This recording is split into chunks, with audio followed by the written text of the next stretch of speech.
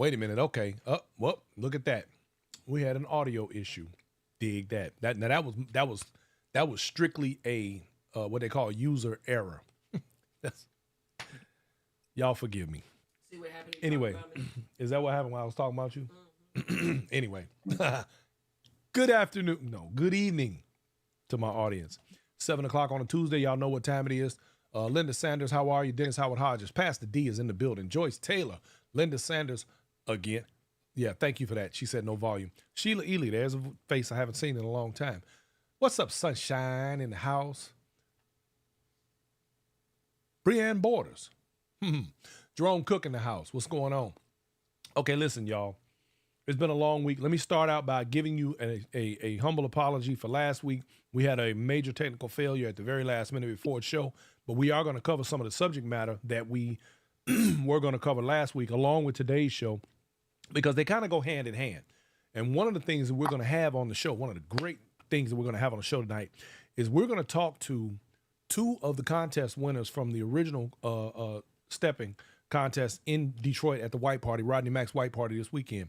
Miss Charlsie Hylick and Miss Trina Allure. And I promise you guys, this is going to be an action-packed episode. You're not going to be ready for this. My man Josiah Burt will be in also to keep up with the back thing, with the stuff that's going on in the back of it all. We're going to also get into a couple of things in regard to some of these contests where the rules and the standards and transparency and some other things are concerned. Before we get too far down the road, y'all. What? Yes. Yes. What's okay? Anyway, the producer lady producing at a distance.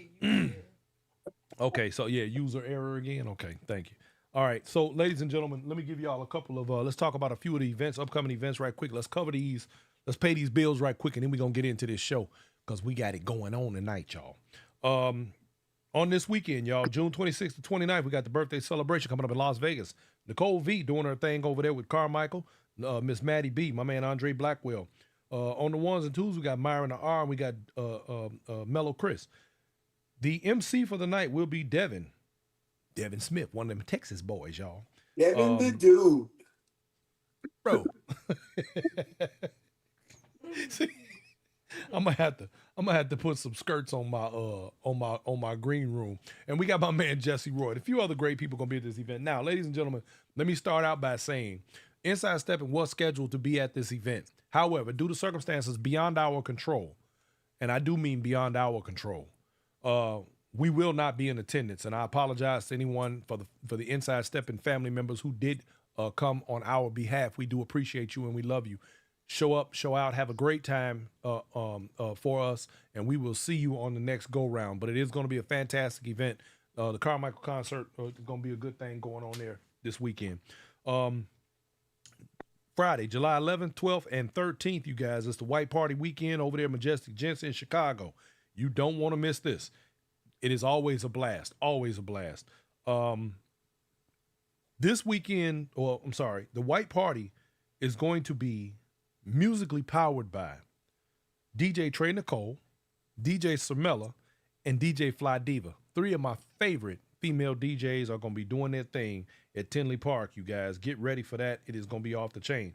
DJ Cross, DJ Calvin, and Mr. Tony Lane will be in the house doing their thing as well. So, y'all, that's going to be what's happening.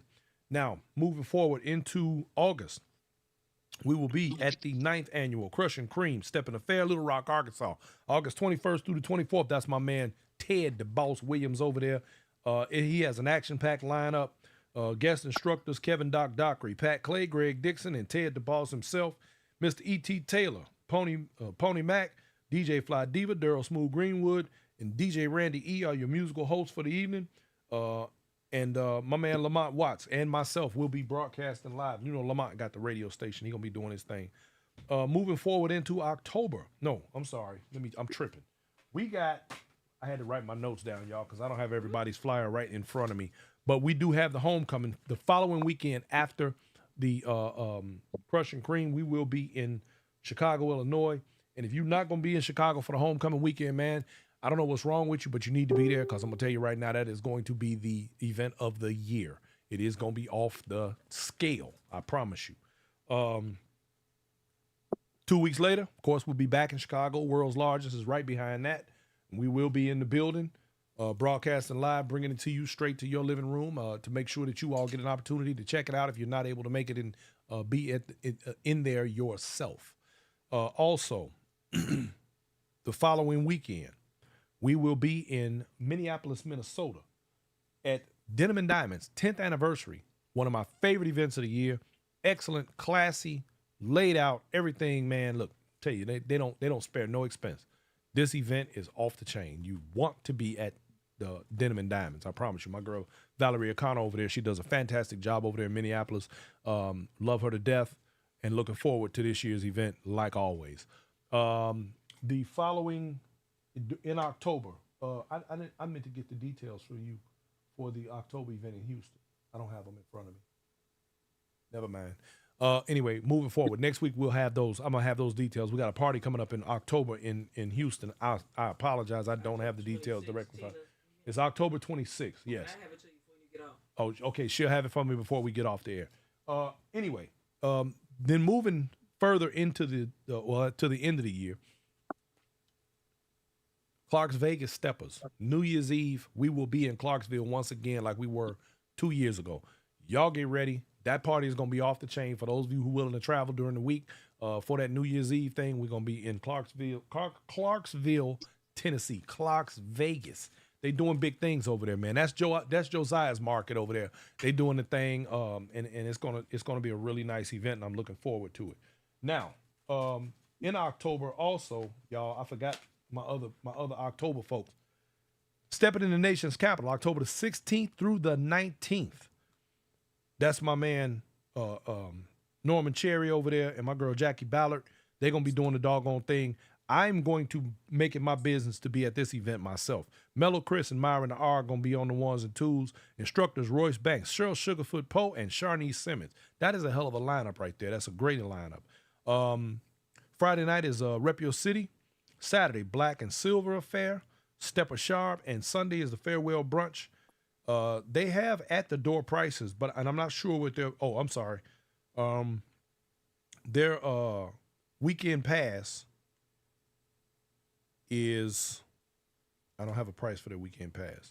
I'm gonna have to look into that. Anyway, the DMV is always a good set. Another one of those events that's been around a long time, and it's also a 10th anniversary, and it has its own personality, if you will. Excellent, excellent time. You want to check that out if you have the opportunity to go to the nation's capital during October.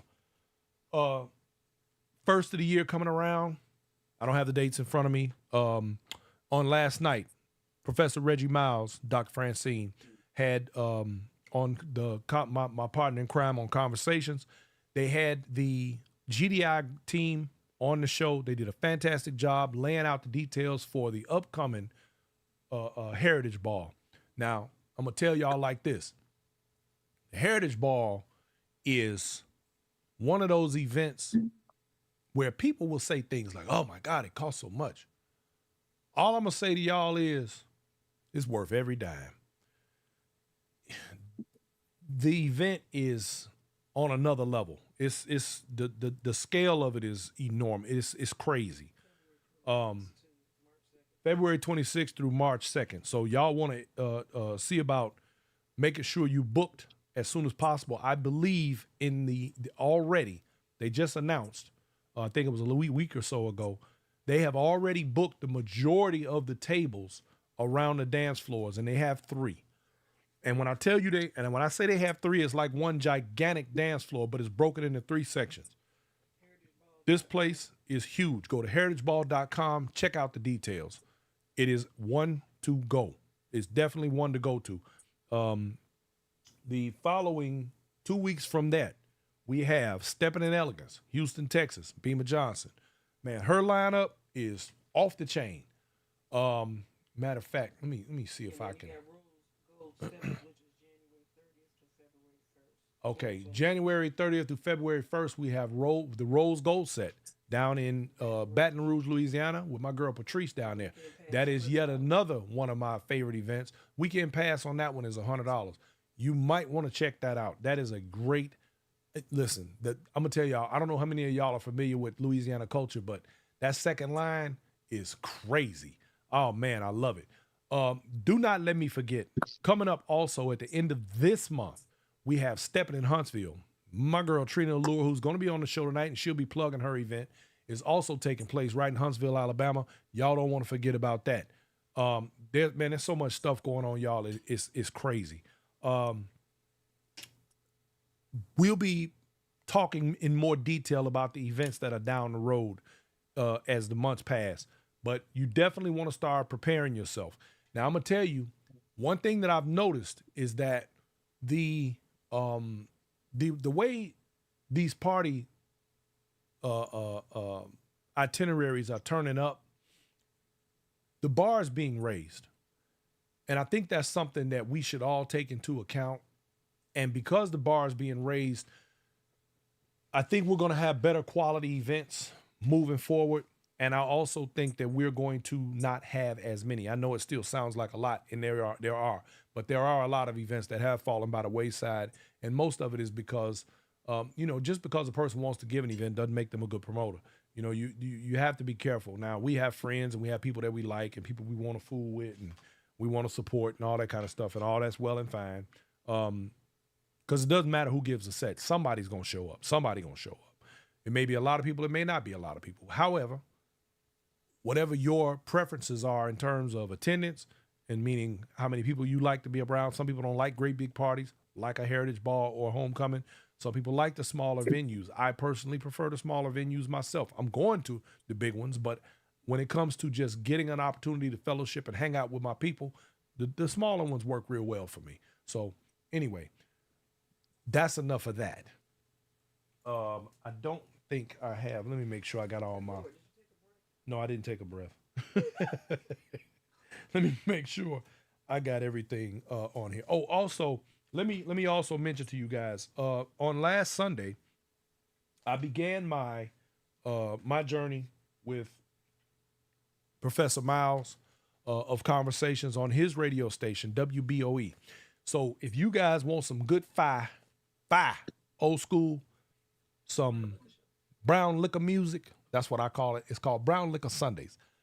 Your host, DJ Be Real, we did our thing last weekend, and we're going to do it again this coming Sunday. So if you really want to have a good time and you want to listen to some music that takes you back and puts you in the mindset of the things in the past and just kind of makes you reminisce a little bit, and you want to hang out and just kick it and relax and unwind for your week, when your week is over, and you just want to come on down and get ready for Monday, you tune in to my show. From 8 to 11 on Sundays, we're going to be doing the Brown Liquor Sunday show. And last week, it was a love theme. We ain't playing no Steppers music now, but last week was a love theme. And trust me, we got rave reviews on that one. This coming week, it's going to be a pimp thing. We're going to play some real good music. We're going to play some of that stuff. You're going to be like, hey, but it's going to be relaxed. It's going to be laid back. Every week, we're going to have a different theme. Every week, we're going to have something to put you in the mood, make you feel some kind of way. Because if what we do don't make you feel like nothing, I'm going to make sure you need to go get your heart checked. Because we're going to make sure that it's going to put something on you. I'm going to put something on your Ajax won't take off. So you get ready for that right there. We're going to make it happen. Now, with all of that said, I want to introduce to you my guest for the evening. Let me see. I don't know why I'm putting my notes down because I still got stuff on here I need. My guest for the evening. On this weekend, this past weekend, Rodney Mack's White Party that took place over in Detroit, Michigan. A yearly event, and this is, I believe, something like 20 for him. He's been in the game a long time, and he's done a fantastic job, and the event has grown. This event got so big this weekend that they literally were putting up messages on Facebook. If you weren't already there or had tickets, do not come. Don't come from Chicago. Don't come from Ohio. Don't come from nowhere, because the fire marshal said that's it. Talk about sold out, baby. So anyway, great event. But I'm gonna bring on my guests for the evening, who are going to discuss with you at length the events. See, there go Joe. You always doing something. You always. Hey man, somebody call my phone, man. Put your phone on silent, bro. Do not disturb or something. Anyway, let me introduce y'all to my guests for the evening, ladies and gentlemen. Daggone it. All right, my applause thing is missing. There's always something going on around here. I can't never keep nothing the way it belongs. All right. Mr. Pretty Tony. Yeah, I don't have to worry about the Joe rules of calling the me. game. Ladies and gentlemen, let me introduce you your to bitch just chose Miss me. Charlsie, Hylick, Now we can settle Miss this Trina, like you got Allure, some class, and so Mr. we can Josiah get into some Burt. gangster shit. Good evening, ladies and gentlemen. How are you today? I'm fine, thanks for asking. Fantastic. It's always good to have you guys on with us to hang out and kick it. You dig? Indeed. Before we get going, because we're going to go there. We're going to go down the rabbit hole. Let me start by saying congratulations, ladies.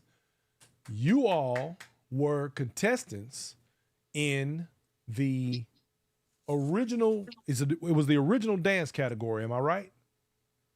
Yeah, It was a get down. the original Get Down. The original Get Down. Okay, we're gonna roll with that. Now, I'm glad we actually are having that part of the conversation right now, because I want to discuss something in that regard before we go too far. The Get Down. Man, oh man. Freestyle. Original. What are we actually talking about here? You know, I think we need to get some clarity about what the designation of what this dance really is, because as we're going to discuss in this show, there are people who truly do not understand not only the origin, but the necessity for it and the fact that it is moving into the future. Now, before we do that, ladies, congratulations on your win over the weekend and giving what my best estimation is a superb display of what this dance should look like. We see a lot of people attempting to do things in the dance. We see a lot of people who say things like, oh, that's played out, we don't do that. Oh, well, ain't nobody. And they say a lot, they have a lot to say. But the funny part is some of the ones that have something to say, I see trying to do it. And for me, that's pretty amazing.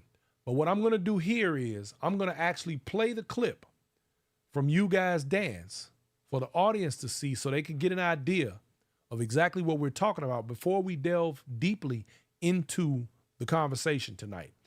Normally, I wouldn't play the music on these things for obvious reasons, because of copyright infringements and things like that, and people wanting to, you know, the algorithms and all that stuff. But tonight I'm going to play it, and I'm going to play it with the music, because I need people to get the vibe and to feel exactly what we feel when we are operating in an original dance. So here we go, ladies and gentlemen. Y'all check this out. Uh-oh. Wait a minute. I just want to see y'all do gym shoes on. That's a new girl. Look at you. I'll take you nowhere. How you doing, Trina? Got a big party coming up, don't you? All right. You need some foot powder? You need some foot powder over here? Some baking soda? You from Chicago. I heard that shit. Well, your partner got some foot powder. Okay, wait. Oh, she from Alabama, huh? All right. You gotta put it, okay. Alabama.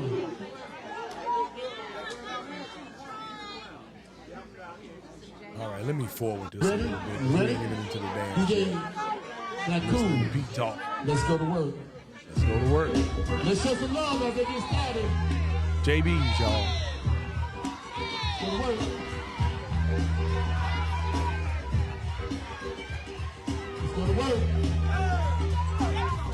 Go to work. We're dealing with Go to work. a very critical and crucial time. You watching something? Go to work. Crucial and critical time that I've ever witnessed. Being as young as I am. You like what you saying? Let's show some love. Can't see that. I don't want to say nothing else, so we say as young as we are. Now I want to talk about Go to work. two kicks to the right, Go to work. and the realization. Two kicks to the Go left. to work. Hold your hands in the sky and wave them from side to side. Go to work. If you like what you're saying, let's show some love, y'all.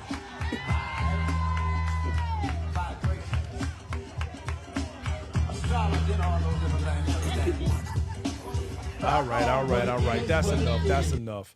So just to give y'all an idea, now we had the two ladies doing this on the floor, and it looked really good. So moving forward, you guys, Joe, I consider you the resident expert on the dance, not only because of your understanding of it, but because while there are a lot of naysayers and people who are around who have things to say, you are one of the remaining individuals in the community who actually was in the room while this was going on when it was in its inception. So I want to start with Trina. Trina, since you're the junior in the room. Trina, what got you to the place where you said to yourself, I want to do that? What happened? Tell us about that. Okay, so I was skating or whatever, and then I met this lady, and she told me to come out and come step. So I go out, and I'm like, well, let me check it out. Let's see what it is, you know. So I go out and I step, and I see everybody, you know. At the time, I didn't know what I was looking at. I'm just thinking I'm looking at stepping. Mm-hmm. So, however, I see everybody dancing. I'm like, oh, okay, this is cool, you know.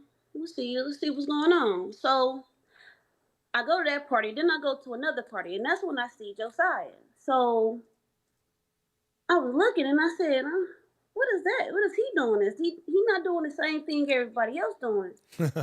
So she was like, well, yeah, that's a different style. That's called old school, yada, yada. And I said, oh, really? So I said, I want to do that. And she was like, well, nobody does that anymore. You know, if you want to learn anything, you should learn this. And I was like, well, I can learn both, but I'm more interested in that. And she hooked me up with Josiah. She called Josiah. So when I got on the phone with him, he was like, you know, telling me the same thing. Like, you know, what's in is the new school and this is old school. And, you know, a lot of people have veered from it. But, you know, if you want to learn it, I'll teach you. You know, I'll make you cold. And I was like, oh, okay, well, you know, this is what I want to learn here. And it was the movement. It was the steps. It was the vibe with it. You know, it went kind of with me, with my style. You know, I love to dance entirely. You know what I'm saying? But that old school was something that drew me in, that made me want to be like, oh, okay, this is what I want. If I'm going to come in the steppers world and do something, I'm going to do this, you know? Right. Yeah, I need to be double-breasted. Yeah, I need to learn a new school. Give me a little time. But so when I seen it and I seen the movements, it kind of reminded me of something we do in Detroit called jitting. It's like, you know, in Chicago, they call it juking, but it's kind of the same format. It's, you know, foot quick, you know, movement. And since I know how to box, I know how to make, you know, move my feet quick as well. And I ran track. So it just went with me. I said, hey, this is right up my alley. So I started getting up with Josiah, and he was like, well, if you stick with me, you know, I'll make you cold. You'll be straight, you know, but you just got to stick with me. You got to, you know these moves. And so he'll teach me, show me the moves and tell me the moves. And I just kept practicing. And then one day I went out of town and I danced with this guy named Westside Mike. And it went up from there. I guess I realized that I kind of had it at the time. So You think? I said, like, hey, I got this a little bit, might as well. So that's where the interest came when I seen him doing it, because I didn't see that. I thought it was just, stepping, new school. I Right. didn't know it was multiple forms of stepping within it. You know what I mean? I didn't know like walk in and new school and old school. I thought it was just that. And it reminded Mhm. me of like ballroom or, whatever the case. But when I realized it was a different element or component within it, I was like, oh, this is it. This is for me. And I just stuck with Mhm. it. So that's what drew me into it. Now, right quick, let me say this. Mhm.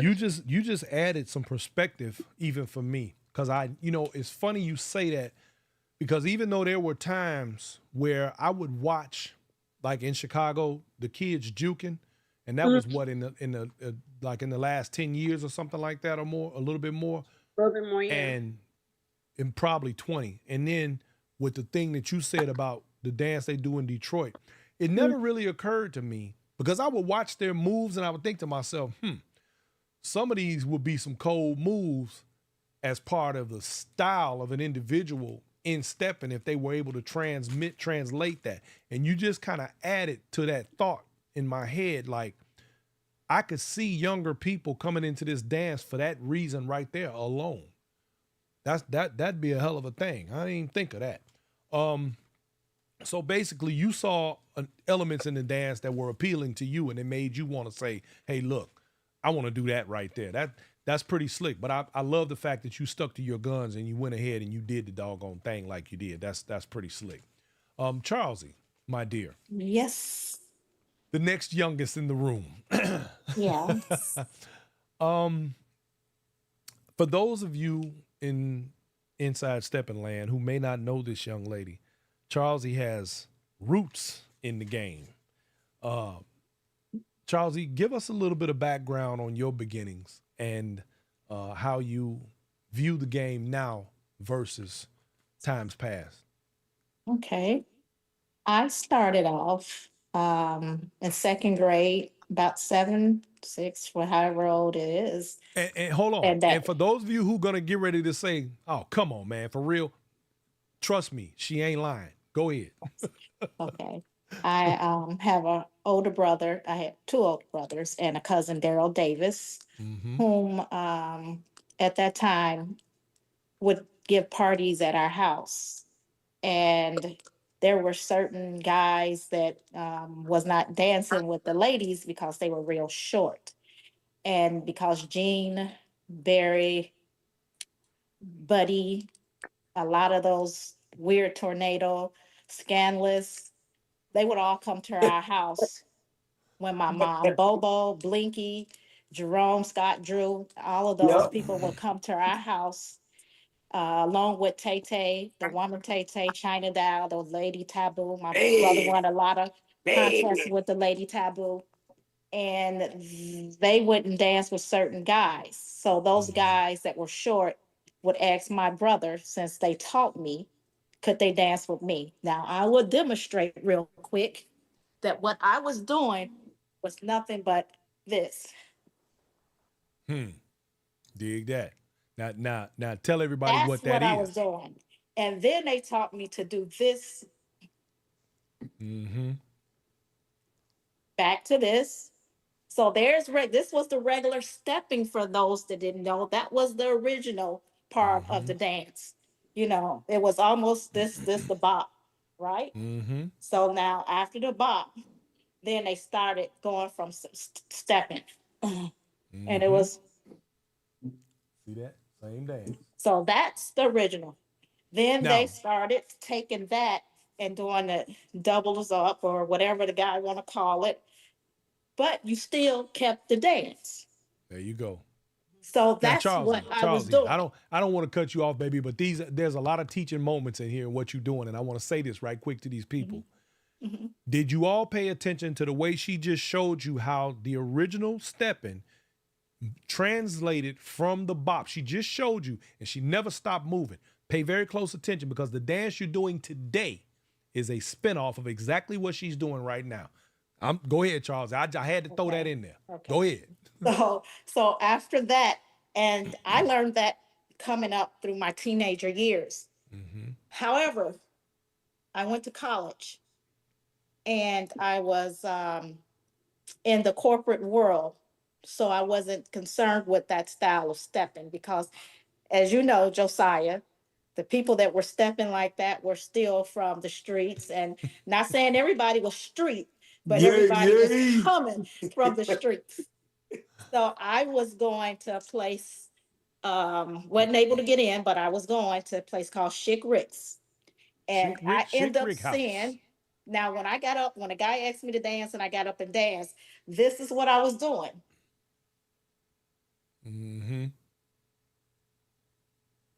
Then I saw a lady named Stephanie Cole that gave the first Sunday Connection set, and she was going up and back and standing like this, up and back. And that's what I said, oh, I like the way she doing that. So I changed from this Side to side. to going up and back. What that look like? What does that look like? Oh, excuse me, but go ahead. So the get down part of it was incorporated with the original style of dancing when the music was right. So you're not gonna do a get down movement throughout the whole dance. There's certain songs, certain elements, certain times that you bring that into play. It's a mixture of it. Just like you can go from the get down to walking part of it, to doing the off count step, to doing the original step. You can do that all off of one song if the music takes you there. That's why we say you got to have musicality in this dance to be able to switch to other forms of the dance in one dance. So use the song to create your dance. Yeah. Right. So that's how my history of starting from stepping and learning it from my brothers to doing the get down, to doing original, to doing the new school. Beautiful. So, old man Joe, I don't know, out of all the times I've had you on this show, brother, I don't know that there's ever been a time where we actually had a discussion about your beginnings in this dance. I think this will be a great time for you to give some background on your history and the fact that when you speak about this dance, not only do you speak in authority, but you are an authority in this dance, whether people realize it or not, and give some clarity to and help them to understand, I guess, to kind of piggyback as well off of what Charlsie just explained in terms of the transitions and the periods when things went the way they did. Well, the dance coming off the bop, so it didn't actually come off the bop. What people keep forgetting, it come off the new bop. What we did in the 70s came off the new bop. Because the original bop, they done it with one hand. It depends on what side of town you live on, whether you did it with your left hand or your right hand. But when the new bop came out, they used two hands, so it didn't make a difference. In this case, what you were riding, and you know what I mean when I said what you riding, from that perspective, well, it didn't make no difference because you Joe. You gotta give some perspective on what that means, because people that are not from Chicago don't understand what you mean when you say what you ride. Okay, gangbangers. Gangbangers. You had different sets. You had two different sets. If you with your left, Blackstone, Viceroy, all that kind of stuff. Right. If you with your right hand, Disciples, BGDs, BG, all that kind of stuff. So back in them days, basically during them days, you only had the Stones and you had the Disciples. How it was. Those were the two major factions. Yeah, coming out of the 60s. Stones, the Disciples, and Vice Lords. But Vice Lords for us, Vice Lords was mostly on the west side. We south side, it was either Black Stones or GDs. Yeah, and Vice Lords fell up under them. So, but anyway, the thing is, they dance with their hands. The left hand, when you bop with back in the day, if you was a Stone, you bop with your left hand. If you was Disciple, then you bop with your right hand. You can't get caught switching up nowhere else, or you have some problems. So the new bop came out, and it was bopping with two hands. So Well, I started seeing that was like I used to go to Walter Reed Elementary School. So right there on 63rd, over the 63rd hostel, like 63rd student hostel, over there, a lot of them guys, them Stones, them older cats, them, and they have on knickerbockers, platform shoes, long socks, processors. That's a perm. If they don't know, with a silk scarf wrapped around it, and they stand on the corners getting down. So we little kids, This we how they watching. step, right, Joe? Yeah, yeah. Oh no! Hey! Charlsie went there. She went there. Hey, Charlsie. She went there. Hey, Charlsie, take your coat.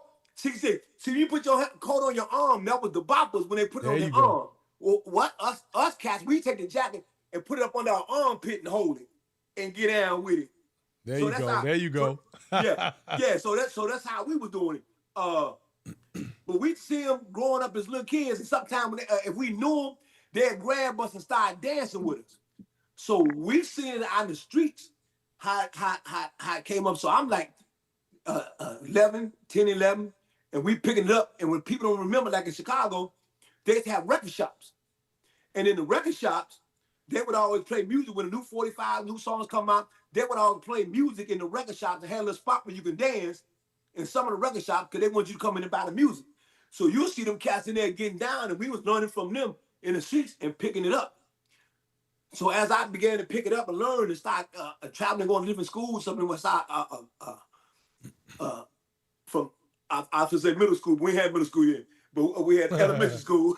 Right. From elementary school, and you see guys. So I started running the as we got older, hitting the high school and stuff. So I started running the Ty Skippy, Womack, and SARS them. And them cats over there in Inglewood, everybody know who Ty Skippy is anyway. So I learned from the most of what I know from Ty Skippy, SARS, and Womack. So my journey started when I was like 10 or 11, and from watching them guys stand on the street corner, get down there, and in the record shops.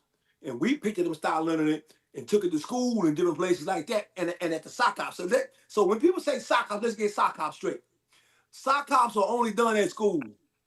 There was no parties through nowhere, in no clubs nowhere called no sock hop. Sock hops was only done at school because you got hard bottom shoes, stuff like that. You couldn't wear them on the gym room floor, so you had to take your shoes off and dance in your socks. That's why they call them sock hops. Didn't nobody wear gym shoes back then like they do now anyway. Wasn't nobody wearing no gym shoes. And we wore gym shoes when we had gym. Period. You took them off when gym was over. You take your socks off. So what the name sock hops came from, because even before us, they guys was bopping, doing everything, and that's what sock hops was. So that's where it came from. So my journey started right there until high school, and then we all over the place getting down, different schools, different high schools, different things like that. So that's my journey. My journey started about 11 or 12. Okay. And then like my teen years, I running the Ty Skippy and Womack and SARS and them guys. Okay, hold on. She said her brother. So since you asked me, she said her brother, right? And she mentioned a few other things. And I'm gonna tell you something. He DJs right now, but when people talk about the dance, they mention certain people, right? And we done heard them same names over and over and over again. Boom, we know what they are. But nobody talks about the dynamic duo of Gene and Barry, Butch and Dirk Parker, Jerry Clark, Womack, SARS. We know who Ty Skippy is, Pickles, Kenny Mack, Kango Joe, Pony Mac. Everybody know Pony Mac, DJ. Pony Mac was with us, Derek New, I can keep going with so many names. It's so many guys, and you've seen a lot of them on that video. It was the 82, 83. Was it at the Beverly House? The Beverly House. A lot of them, Gerald and Shania, a lot of cats was in there. So it was so many people that could get out back in the day. But a lot of them don't get no recognition. But Barry and Gene, bar none. Cold. Now, don't forget to tell the audience who Barry is. Barry is his name is Barry Hylick, which is Charlsie Hylick's older brother, who used to get down and have her in the basement, getting down with him when she was young. Shout out to my man DJ Barry Hylick. Yeah, Barry, dog. Yeah. Gotta get Barry. You gotta get Barry his flowers now, man. That's right. Yeah. Shout out to Barry because he's still cold with it. Yeah. Look here. Let me give you this. They used to have the Chicago Lodges, right? So I gotta say this. It might be a little messy, but I'm gonna say this. So this when Demeter was still alive, right? And they used to throw the Chicago Lodge, Hun Taboo and Gucci. So they had the Chicago Lawrence. So during that time of that contest, they was having an original contest. Notice what I'm finna say. Not new school. Nothing new school. They was having an original contest, and the guys was standing around and talking. And I said, y'all ain't finna win this contest. They said, what you mean? I said, this is an original contest that they get ready to have. And they said, what you mean? I mean, it's original. I said, so that new school stuff ain't gonna work. I said, and they said, well, I said, Gene and Barry finna win this contest. I said, because they're original. You had Drew, Lloyd,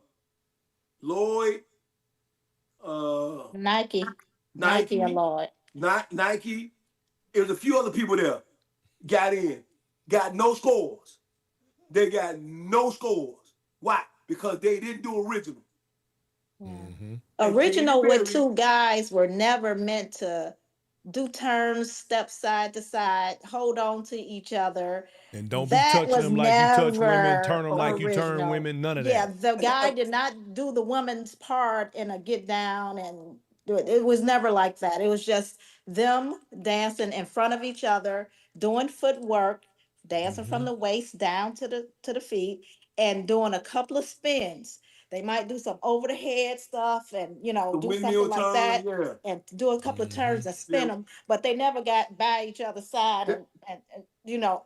We put our hands on each other's shoulders, or you might come up as two guys are dancing and battling, and you want to get in, you put your hands on their shoulders and get down behind them, and somebody cut you in from there. But the way they dance with a female, we ain't never do none of that, buddy. None of that stuff. We ain't giving no dude no female turns. We ain't giving no dude no female turns or none of that. We did like 7 to 9 turns. That was it. And we didn't do them all in that one dance because the focus of the dance was the footwork, the stunt moves, and things that we did. So on that note, let's talk about, since we got all these resident experts in the building today, let's talk about what we're seeing now with so many people trying, because the bottom line is there are those who really have a terrible disposition when it comes to the original dance. Most of them are that way because, like anything else, they want to kill the monster they're not familiar with. And so they want to get rid of it because they don't understand it. This is my opinion. We have a lot of people out here who are giving the original dance a black eye because they are doing a very terrible imitation of what the dance is supposed to be. And it makes other people look at it and go, look at these clowns. So I want to know from each of you what your thoughts are, because I've run across a lot of people here that lately, especially, they're just like, I want to do that. I want to do that. Like Trina had it. I want to do that. What do we need to do to make sure that the dance, especially this part of the dance, does not die out and become something that is like a dinosaur? Because it's still hot. It just is. And when people learn to do it, their attitude changes. When they know that it's possible to learn it, because we know that, and I'm just gonna put this out there. I don't care who don't like it. The only person I know that can actually teach the dance and make it do what it's supposed to do is you, Joe. Proof of that is Trina. Now, I've yet to see anybody else who claim they're teaching the original dance put out a product that is even close to what she does. There are a lot of people that can do the dance, but they can't articulate the dance. They can't teach it. They can only do it in their way and how they set it up to be done. Josiah did come up with names and things of that nature to bring it to the forefront. And as I said, I've danced with Celeste, I've danced with Susu, I've danced with Sheila, I've danced with Janice, I danced with Demita, I danced with Taboo, and she would always come and get me and dance with her. But I tell you, when I said, Josiah, I need to touch hands with Trina to really see. He sent me a video of what she did. And I was like, okay, I see her. And then I actually touched hands with her. It felt good. She got it. She has that thing that we need when we're doing that get down part of the dance. So I was pretty amazed at what she had learned in that short of time with you. So that was kudos to both of you all. Here's what I find funny, Joe. I want you to expand on what she just said, but right quick, let me throw this out there. I don't really care if anybody don't like it, but I've noticed with Trina there are a lot of people who all seem to want to try and lay claim to this is what people do. I don't know what that's about, but the bottom line is Trina learned this original dance from you, Joe. And you got a lot of people out here that want to all act like they had something to do with it. My thing is, if all these people who claim the original dance the way they do are so cold with it, why aren't they bringing up students of their own, and why don't we see more of it? I say the same thing over and over again, man. Everything. But see, people got a tendency of when somebody learns something and their name start getting kind of big, where they want to dance with them or touch hands so they can say, yeah, I taught them something, and you actually didn't. Didn't nobody help me with Trina? Nobody helped me teach Trina. Nobody. I practice a lot, you know. I'll practice anywhere. I'll be at the grocery store pushing a cart, look up the aisle, and Thirsty. That's that thirst. you know what I'm saying? Yeah. And I think the way to keep it, you know, I try to keep it alive. Like, you know, some people may say, well, you got to learn a new school. Granted, I do, you know, but I'd rather practice the old school as much as I can. And it just makes me happy when I see others try to that's practicing. Yeah, you do what you want to do. Can't nobody dictate what you do in this dance. You do what you want. Exactly. But, you know, they always want to say, well, you know, let me help you out with that one. You Trina, need to do the new school or. Hey, Trina, let me help you out with that one. Yeah, let me help you out with that one. No, go ahead. Yeah, let me help you out with that one. Just like Brian say, they want to kill a monster that they don't understand. Mm-hmm. If they don't understand, and a lot of people see it and they want to do it, but don't know how, or don't know who to get in touch with to be able to do it. And it's something that people I've heard say to Trina, that you got to look more feminine when you dance and all these type of things. So I try to so let me go ahead and clear that up real quick. This is not a feminine dance. 1, 2, you don't have to try to be feminine if you are feminine. Now, if you're doing a dance that was basically started as a masculine dance, but you had women like Demeter, China Doll, Speedy, Lady Taboo, Janice, Susu, and Darling, all them cats back in the day, right? You couldn't do this dance with no high heels on and dresses. You're not finna do it. This style of dance is not for that. The dance moves and the dance steps, you can't shake your hips and be all feminine. That's what the new school is for. You get to express your femininity because that's a partner's dance for us, male and female. This dance is a battle dance. It can be male and female, or it can be 2 guys or 2 females, because it's a battle challenging each other who has better footwork, who has a better skill set and style and all that. So that's actually what the dance derived from. Like when cats, when they were standing on the street corner, they were trying to see who had the coldest footwork, so they were challenging each other. We had like 7 to 9 turns. The opposite of the dance was when you balance somebody and you had to switch the lead. You had to be able to follow everything that he give you while you getting down, and vice versa. They got to follow whatever you give them, so they take turns on the lead. So that's showing your skill set in leading, and it's showing your skill set in following. And I tell new school people as well, if you learn the original and learn how the footwork operates, because the footwork works in the perimeters of the dance, in the format of the dance, all your footwork is done within the format of the dance. So it teaches you how to, even with the new school, because the movements are similar, because the new school came from the original dance, on how to perform your footwork at the same time you're being led. But in new school, they don't teach women how to follow the guys and do footwork at the same time. Because when women doing their footwork in new school, they're kind of like they dominating the dance, because a lot of guys don't know how to lead them into that kind of stuff. So they're trying to take time because they spend money trying to learn their footwork, so they're trying to implement it into the dance. But sometimes they implement it at the wrong time. But the original dance, you cannot be feminine. I'm gonna say that this would be the best word, not feminine. Prissy. You can't be prissy in the original dance. You can, right. They can be feminine, but they can't be prissy. Hey, here's my feminine thing right. I'm gonna give it to you right now. 2016, when I ran into Charlsie, Barry and Gene, we was in the club. And I had Charlsie on film getting down. Listen to me.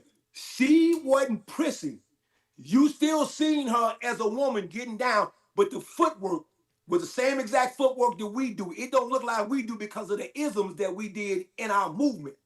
But she had the original gangster style from a female's perspective. I tell any female, you want to see what it looked like from that perspective, pull up that video with Charlsie by herself, because Barry comes in at the end and dance with her. But look at that video with her putting in that original footwork in her style, how she moved, just like the fellas, hand on the thigh, hand up, all of that, the slides, everything. Okay, Joe, I want to, and I got a question for the ladies here in a second, but Joe, I want to address what I talked about at the very top of the show. Okay. In terms of these terminologies and these different names. Sheila Watkins coined the phrase, the get down. The get down is real. Sheila, thank you for that. Because it is what I believe is an easier way for us to describe what this is without just saying the original dance. Because the misconception and the mistake, and this is where I'm going to get into these names and terminologies right quick. Yeah. One of the misconceptions is that so many people out here have their own idea of what this is called. Be clear, new school and old school are the same dance. Original is the precursor to those dances. Before that was the new bop, then the bop. Do not get confused and think that what we're talking about is old school. It is not. No, it's the original. Now, here's where I want you to go, Joe. This is what I want you to talk about. There are people who refer to this dance as freestyle. Please explain what that means and that it actually isn't a thing. Okay. Everything in life has a freestyle point on jobs, computers, everything. Freestyle means anything outside of a format or a system. So that's where your personal skill set comes in. There is no dance called the freestyle. Because if you say I'm freestyling, that means you just doing anything you feel like doing, no matter what it is. And you say I'm freestyling, no, you looking a hot mess. This dance is original. There are many who look a hot mess while trying to do the original. This dance is called the original. This original has a format. Just like when you seen Charlsie stand up, it has a format to it. What you do once you learn the format of the dance for the basic steps and the startup to what we do, because that's how I believe the moves she did was the startup and the basic steps.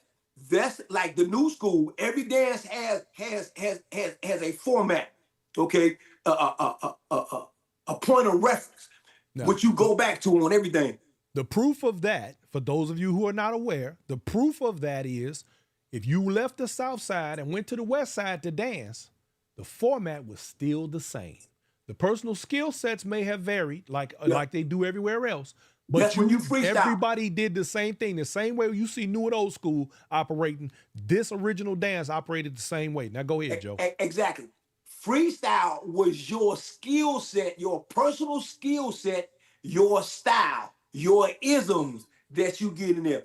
If it ain't from macking your slacks to tipping your hat or shrugging your shoulders, your isms, that's where that's come in. But the format, see, we went from school to school, different high schools and challenge guys that we didn't even know. We hear about people when they name so-and-so son such as Cole up at Bourne, so-and-so son such as Cole up at South Shore or Dunbar or whatever the case, or Phillips, whatever the case, where the school is at, or Calumet, all them different schools. We go over there. Everybody had their own style and skill set, but the format of the dance allowed everybody not knowing each other to be able to dance with each other. Same way you do in new school. We traveled across the country and people you never danced with, because of the basic format of the dance is the same. Everybody can dance with each other. Everybody might not have the same turns and spins and little isms and moves, but everybody can dance with each other because they got a point of reference in the dance, which is the basic steps, the basic movements. So the new school is the same way. You got a basic start, and basic steps. But and then you have footwork. You have basic footwork, basic stunt moves, basic turns. But everything else is your skill set and style, which would fall in the freestyle category. From not a dance, but you fall. That's all that falls into freestyling your dance. Can I Your personal piggyback skill off set, of your that? style. Yeah, go ahead. Please. Freestyle for me, and when it came into play, because it was always stepping, like you said, and then freestyle became a category Yeah, for a contest. exactly. Because when you had Little Mike or Little Yep. Alfred, you know, and I wasn't there, but I listened to my brother do they legs like this, and That he was an go, Alfred. he put his Yeah, leg up like that and spin yeah, around like a yeah. ballerina. That's his The skill regular set. people that were in that contest complained and Yeah, said that how can they win when somebody is doing something like that, and a that they can't crowd, do. because the crowd doesn't know any better, to say that, oh, that's not the original dance, but hey, he did that, so we got to clap. Then they complained to say that how could you let that win when that's not stepping? But he did But something creative. Mhm. So therefore they created a category for those type of dances where Casper came out on skates, where he did costumes, where James did the Superman and he wore things and jumped on Cleo's back and humped around the floor, slid across the knees. Fred Macaroni did a pickup with somebody on his back and slid across yeah, the room. We And saw this is the all of that. reason It why was, the and rules are somebody made could say that's today. a bunch of foolery, but that now was that would do their not what they should have. They should have. freestyle of dancing. Now they shouldn't have called that freestyle. They should have called that commercialized stepping because they were But they just putting didn't. on the show. I mean, now understand me now. By this being a street dance, I understand they came up with the best names possible for them to come up with at the time to try to Now, appease the mind you, people. all of them had cold footwork in the Yeah, dance. They yeah, just added to it with some putting of on the their show. own style to put on the Yeah, show to win the yeah. contest. But like I said, I would have had a show. I would have had a show category Mhm. for all of that. Yeah, I had Entertainment, a yeah. show Well, category. that's but see entertainment now purposes Hey, only. hey, that's what it's for. this Entertainment this purposes only. is You can win something, but it's only it ain't the dance itself. Because if you now start, for those of you out there in the audience who are not aware, a couple of weeks ago there was a big controversy in regard to a contest where a couple of contestants did some things that were considered outside the parameters of the rules of the dance. Now, if you go and Of you that look at the contest, rules, not the dance, the rules of that well, no. contest. Well, that's what I said in the Oh, contest. In the contest, okay. I said outside the parameters of the rules of the contest in their dance, which are things that what they did was not unusual for the original style of dance. The problem came in where, and this happens across the board in most contests, there's usually a rule that says you must keep at least 1 foot on the floor. The reason for that is because of all of the antics, all of the, I'm going to use the word creativity that people were coming up with and picking people up and carrying on their back and doing all sorts of other things. Those are automatically disqualifiers now because people don't want to see all of the extra high flying circus acts in the middle of stepping. That's why you have those rules to this day. And unfortunately, you know what I'm saying? It had to be, kind of kept that way. I'm not mad at them because I don't really, myself personally, I don't want to see all that other stuff. wait a minute. Trina and Charlsie, We I had got a a lot. bone to pick with y'all. right quick. Why? What What is was you it? going to say, Trina? Go ahead. What was you going to say? Piggyback off of what you were saying about the rules because Charlsie and I, we did our whole little performance basically within under 24 hours. That's Mm-hmm. getting our outfit, figuring out what we gonna go out there to do. And it was a rule that was displayed to us like, hey, it's only one female lead. So Mm. that means that only one of us can lead. And so before we got there, you know what I'm saying, we was anticipating that we both was gonna lead. So we had Mm-hmm. additional moves and additional things and theatrics or Mm. whatever you saying, that we had some more creativity that was in the dance. But at that point, as far as for myself, it's my first time competing. I'm like, well, I just got to stick to what I know because I don't want to mess up and then I start leading and she lead and then we can't, we didn't know disobey the rules. So, with the rule thing, I mean, I guess it's kind of like, what are the real rules? What are the rules? That's what I want to know. What Well, was until we organize the dance and standardize everything, these rules are always going to be all over the place. Hey man, hold on, man. Because you mentioned the rules. You ain't finna get past the rule thing on me like that. Wait a minute, Joe. Before you go there, because Okay. I definitely want you to attack that. Charlsie and Trina, where are them damn trophies? Bam. Bust them out. I need to see that. Now, Trina, you just said this is your first contest, and what you do? Win first place. You won that, Troy. Okay, go ahead, Joe. Talk about these rules. Okay, so first of all, you need to come with your rules. You got different categories. Mm-hmm. So the category, so the rules shouldn't be the same for every category. So let's talk about the contest that was up in Minnesota, right? Okay. What was that category? Yeah, that's a good question. You see what I'm saying? Now Yeah. I know one category that it was not. It was not original. Mm-hmm. You understand what I'm saying? Right. So let's talk about the disqualification or the losing or deducting of points, right? Right. Doc and Nike should have been deducted points. That's all. Right. Now, peep game, this is what I'm gonna say. Why? Because the moves that y'all did were 2 stunt moves that's done in original. So no original moves should be done in an old school or new school category. That is true. That makes more sense. It makes sense. So if you structure the categories right on what's to be done, you won't have these problems because you're bleeding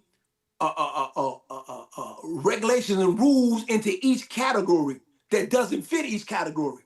Because in an original category, you can get on your knees, you can hop off the floor. You ain't got no business being. And I'm gonna say like this here: if I did rules in an original category, you can't put nobody in your back and walk around the floor unless you dancing with him in the air. If you not dancing with him, put him down.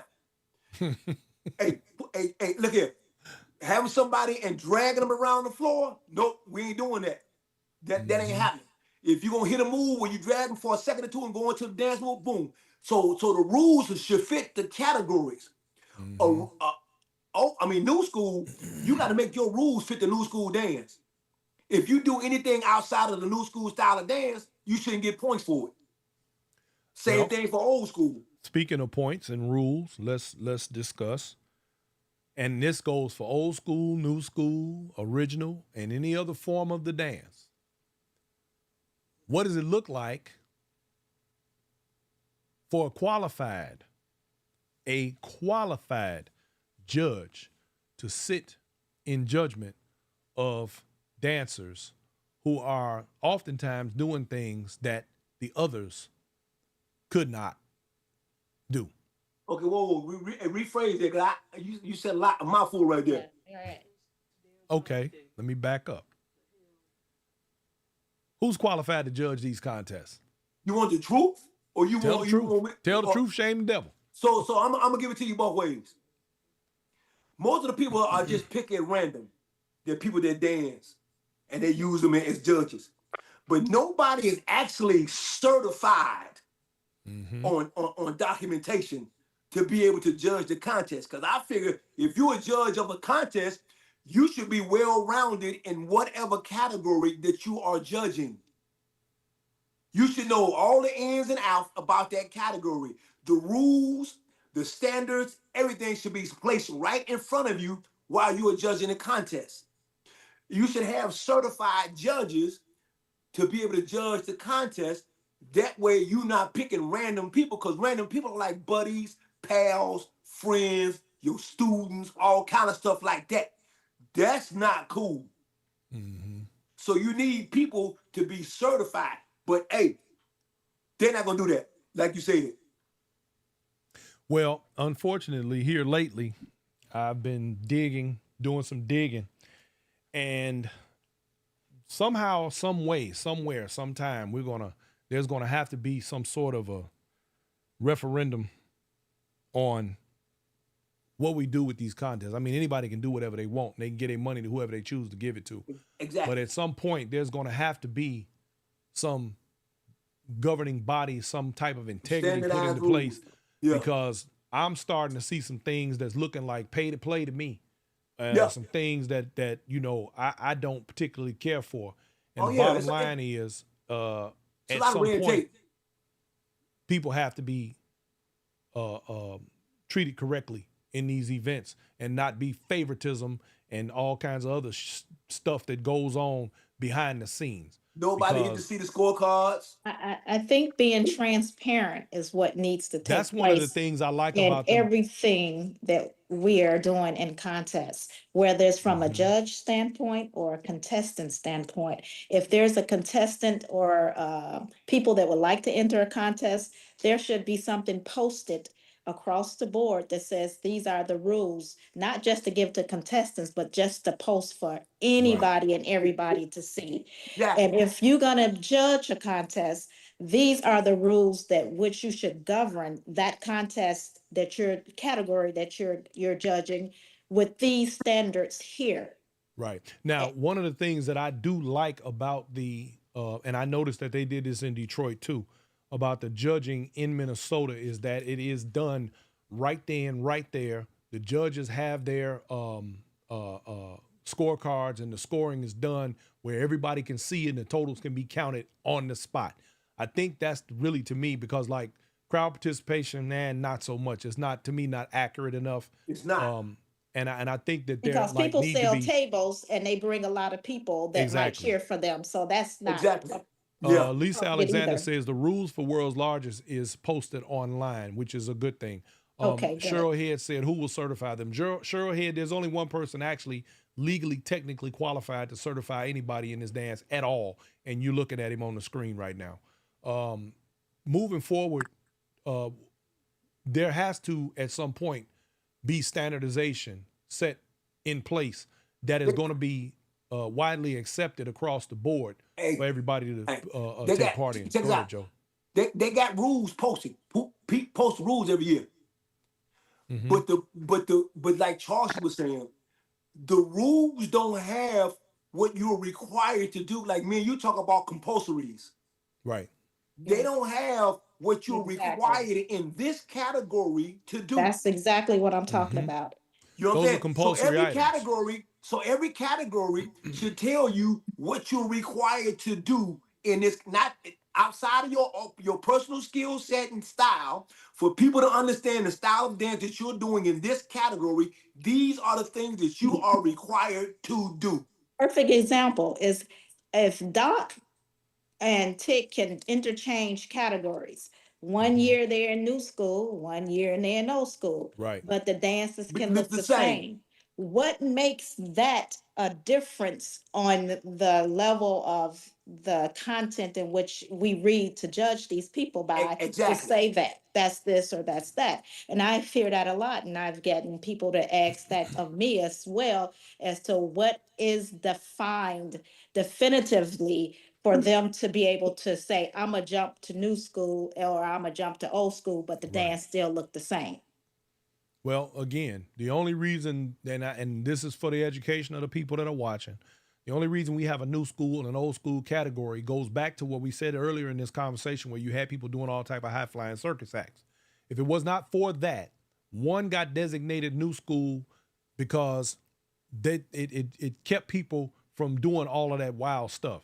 You know what? Hold on, Brian. Check this out. It wasn't the wild stuff, okay? Because they're going to put that into a freestyle category. Right. One of the problems was, back in the day, Ty Skippy would get in the contest. So let's keep it 100. They couldn't do the footwork and things that Ty Skippy did, but Ty Skippy could do what they did. So Ty and the people from the original dance made it hard for them to win. So you got the new school categories because the turns and spins start coming into play. So that's when they start calling new school, because it went more from dancing from your lower extremities to spins and turns. Right. Above the waist instead of below the waist. You wasn't gonna have someone like Dimples in the original doing 6 spins. Right. Yeah. Where they dancing against somebody that's doing 6 back this way and 6 back this way and another 6. But they got no, and it's called stepping. Because see, what we done did so much, we done took turns from other dances and added them. So we beginning to lose the creativity of what stepping actually is. And we're getting more Like if I stood in one spot and gave a woman spins and turns and you don't see her basic step, you don't know what dance I'm doing. Right. If I don't and move my feet. especially if you standing in one place like a lot of guys do, they don't even hardly move their own feet. Because they just giving a woman spins and turns. Now, spins and turns is part of the dance, but spins and turns is not the dance. In Chicago, the dance was called stepping. Why? Because your feet were doing the work. You did turns and spins, but you didn't do a bunch of them. You did a couple of turns and spins, you danced with your partner, and you separated in dance and came back together. That's the way stepping actually operates. But now they got into all these different spins and turns, and what it is, it's easy to go across the country and teach somebody how to do a spin and a turn versus teach them how to move their feet and do footwork. So they teaching guys how to do combinations and turns, so that's all they know how to do. You don't teach them the structure of the dance and how to move according to the dance and how to lead the woman properly. So that's why what the problem is. So just like we're talking about in a category. So let me use the original category. I'm gonna use the original category. If you're judging an original category, both of those contestants in there, what you need to be looking at, we know the obvious: appearance, synchronization, timing. We know all of that. But what you need to see, if this is original dance, I need to check your footwork. I need to check your stunt moves. I need to check the turns that you're doing. I need to check your lead and your follow. So these are things that need to be checked in an original dance. I need to see it's 9 turns. I need to see at least 4 of them. Here's the basic footwork. This is the name of all the basic footwork. London bridges. I mean, that's a stunt move. Here are your stunt moves. London bridges, pop go to weasel, Irish skip, leprechaun leap. Those are like stunt moves. Footwork is like shuffles, crossover, slides, and stuff like that. That's what your footwork. So you'll name things and put it on a list and tell people, this is what I'm looking for in this contest for you to do. If you do, you're not getting graded on anything you do outside of your personal skill set and these things that's on this list. You see what I'm saying? So that way people will keep the integrity of the dance, because you post what they're supposed to do. If they don't know how to do it, you set up where they can learn what they're supposed to do. So when they get in this category, you don't have no excuse or why you didn't get a certain grade, because it's posted on. Check this out. When you say score sheet, you don't just because you hold up a 10 or a 5. You didn't tell me how I got a 10, or you didn't tell me how I got a 5. Right. So if I say I didn't on set, for instance, I need to see both of y'all lead. Well, I didn't see y'all switch the lead. Only one of y'all led. I never saw the switch, the hand movement in the switch, the lead. Boom. I didn't see that. So you didn't get points for that. You don't get deducted. You just don't get points for it. You see what I'm saying? Or if you're supposed to do 4 of the turns, I only see you do 2 of them. All the other turns you did from the new school. So that's the point. That's the point I'm in. So it should be a score sheet with what you need to judge them on in each category, and it should be a different thing. New school, turns with difficulty and stuff like that. That stuff need to be on the list for your compulsories. Okay. Well, Charlsie, we did that. We had our turns and our movement. Our feet was moving. We was going left, right. Oh no, y'all did what y'all was supposed to do. Did y'all get first place? Everywhere, you know. Look. Yes. You hear what Joe said? Did y'all get first place? Yes. I guess evidently all right, then you did what you supposed to do. We did what we supposed to do. So you know? Reggie Miles chimes in, my partner in crime, on his Monday night show Conversations. Y'all need to check Reggie out when you get a chance. Very informative. He just says, I gotta say this. Without the dance having compulsory moves or criteria that must be done in each dance, the judges cannot judge the dances. Our other organized bodies have compulsory moves that judges score. There you go. Now, another question for you, Joe, right quick. Lisa Alexander wants to know, who taught you footwork, Josiah? Oh, man, look at, first of all, we learned our footwork from watching them old movies from the 1940s and the 1930s and all the musicals that used to come on WGN, Channel 9, you know, The Late Show and all of that when they played all those movies. So tap dancers had a lot of different styles and movements. So we mimicked what we saw them do. Then Hollywood had these gangsters, Edward G. Roberts, James Cagney, Humphrey Bogart, George Raft. And they had them isms, like, you know, macking your slacks and dipping your hats and all that kind of stuff. How you put his hand right here? Yeah. So we took a Hollywood style of being cool and being slick while we danced. So we picked up the footwork. So just like Lisa was saying, you had it's a lot of moves that tap dancers did that we mimicked and put in our dance. So we watched, we mimicked, we picked up. We had like, and again, Ty Skippy, I'm gonna say it again, Ty Skippy, Sarge, and Womack showed me how to put certain moves in there. They showed me how to do it, but they told me, said, listen to me, don't do it the way I do it. I'm gonna teach you how to do the basics of it, and then you make it fit you. So that's what I did with people's taught me footwork. So if anybody, so I'm gonna say this right quick, since Lisa said something. If anybody come on here talking about, I just got on the floor and I just started moving, you stop lying. Somebody taught you how to do it, or you seen some of you mimicked or you copied this, which still teaching you. So ain't nobody learned none of this footwork or any of this thing of their own. Like I done made up some new stuff. You ain't, there's nothing new under the sun. I even put some clips on Facebook. From movies back in the old days with a woman doing the crazy leg shuffle, same dance moves we doing in stepping. The banana split where they spread their legs open and slide them back together. Tap dancers been doing that since the 20s, the 30s, and the 40s. So all we doing is emulating what they did. We copied what they did in original stepping. That's why all our footwork and stuff come back. Matter of fact, if you want to look at dances, the kid and play was the Charleston back in the 20s, the Roaring 20s. Yeah. So first of all, Susu, I'm not ignoring you, ma'am. She over there, Susu, mad at me. Don't. Ain't nobody ignoring you, Susu. Hey, Susu. Tracy Bivens Hey, say, Tracy. Hey, Tracy. the ladies get down dance in Detroit at the white party was created by me. There were only 3 rules. 1, no perimeter traveling.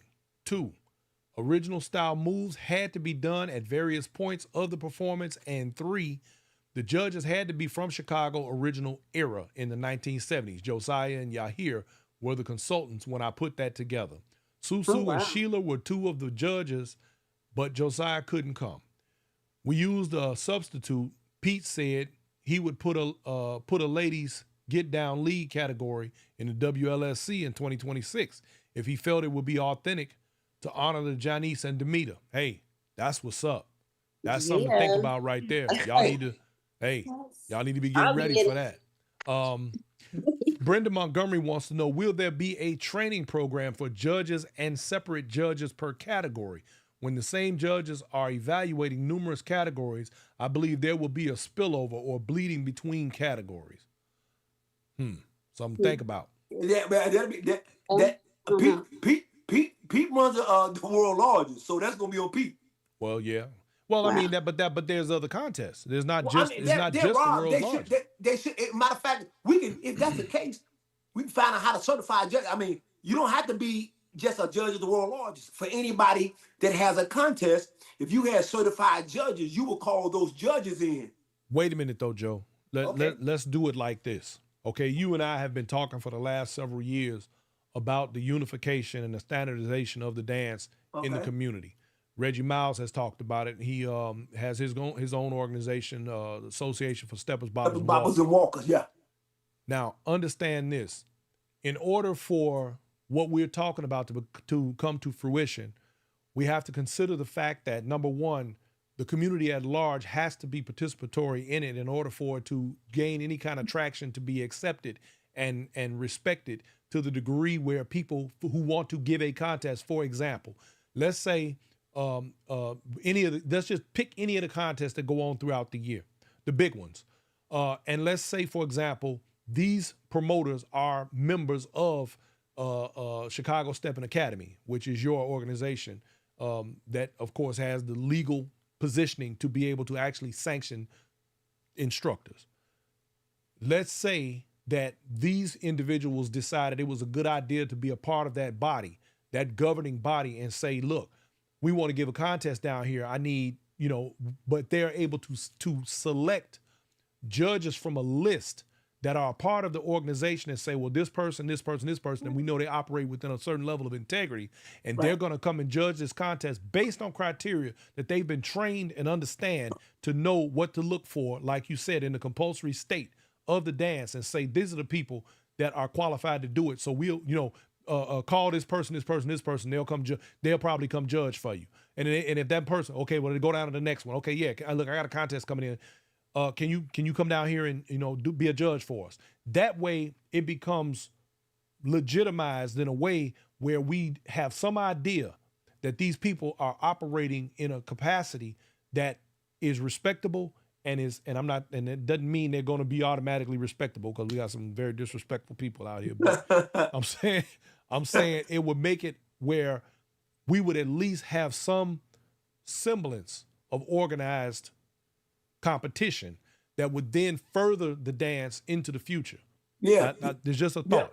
Yeah, I mean, that would work, because what that would do, that would take the dance and unify it, not just unify it, but it would take the dance and give it more structure in each category of the dance, where it keeps the integrity of the dancers alive.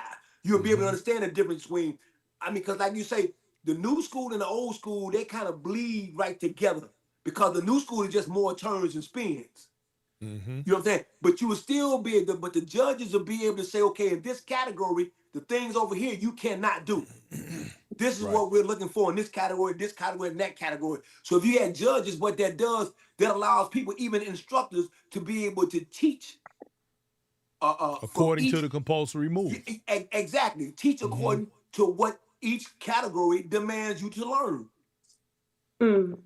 I want to piggyback off of Do it. Tracy was saying. So prior, like I was saying, Charlsie and I, we met up, got our outfits, did everything within 24 hours, right? But when we got there, we were told that it was only one lead, and that either one of us can lead. So with that being said, Tracy said that it was different rules, and I understand that. But when we heard that we had to do something different, it actually, even though we won, but it actually changed the element of the dance, because now we're trying to make sure that we didn't want to get disqualified for not doing, following or obeying the rules. Right. So, well, but that's kind of what, but that's what this is. And I'm going to tell my audience and you guys a story. Years ago, and here's I'm going to tell y'all a little funny fun fact about Joe. A lot of y'all don't know. Joe used to be a tumbler. Joe can flip. Hey, man. And so can I. Some of y'all have seen me do it. Let me say this. When I was doing gymnastics and I was in the tumbling world back in the day when I was a youngster, I was part of a crew in Chicago, and we were some of the coldest tumblers on the South Side. We used to tear it up in the street, parades, Bud Billiken, all that. Well, here we were the high-flying circus act, like we talking about in the steppers world. When we started to compete and we started going to these state competitions as a group, we would go in there and wow the crowd. Oh my God. The people be like, oh my God, I can't believe we doing doubles and triples and all, triple twists and all. We doing everything. All the kind of stuff that gets people excited. But we wasn't getting no scores, and we didn't understand why. We was getting mad. So one day, I got the wild idea, how about I get a copy of the rules and actually read them? And I did that. And when I read the rules, I realized all the stuff we was doing, it looked good, but it wasn't part of what that structure was set up to be. So once I went back and I picked up that rule book and I started reading it line for line, right? And I finally realized that if I just added this handspring or that one extra move, that it would increase my scores to the point where nobody in the room could touch me. And I did that. But because I didn't understand the rules and I didn't understand what I could and couldn't do, it kept me out of the mainstream circuit of what that was, the structure of it. And in order for this dance to continue to progress, we must have structure. It's that simple. Yeah. We have to have it. The time is coming and it's got to happen. Go ahead, Joe. No, that money thing is mean. That's a lot of times why we ain't got structure, because structure changes the dynamics of different things. Yeah, well, we know it's a lot of folks in this for the money. Yeah. So that's gonna change. That's gonna change a lot of things. But you are definitely right, because again, if you understand the dance on what's required of you in a competition, then you know how to practice and how to prepare for it. Mm-hmm. Okay, just like Trina was saying, in the original, a part of you judging the contest is looking at both persons' being able to lead and follow. Because growing up on the block, these were the guys. It was 3 areas. Either you was a cold lead or a cold follower, or you was good at both of them. You can take like somebody like let's take Ty Skippy for example. Ty Skippy was cold leading or following, which made him elite. You see what I'm saying? Right. Me, So I was, huh? No, go ahead. Oh, I was good at leading, so I led more. I couldn't follow that good. My follow game was suspect, but I could follow. And my partner that I danced with, Fred Astaire, he could follow real good, and I was better at the lead than he was. So that's how he would lead. I would let him. He would lead first, right, and get his piece out the way, and then I would take over. Okay, my brother Barry and Gene both switched up on a regular basis. Well, yeah, I mean, let me say this about Gene and Barry. Both of them was cold on both sides. Like I said, we had people that was good on both sides. Gene and Barry was 2 cats that was cold on both sides as well. They like I said, they could lead it and they could follow it. Mm-hmm. Yeah. So Trina, in the competition, you feel as though the rule shift or what you understood it to be was different than what it actually was. So y'all had to make immediate adjustments. And we had to make immediate adjustments right on the spot because, like I said, she's in Chicago. I'm all the way in Alabama. Right. So we couldn't really get to each other like that. Everything we did was probably, like I said, within 24 hours. And when you think about the 24 hours, it's really like 2 hours out of the whole time because we trying to feel each other, make sure that we can, mesh. We in sync. That's the thing. But then we had everything set up. And plus, I'm nervous. It's my first time competing.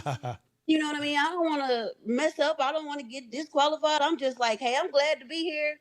Everybody is excited when we got on the floor.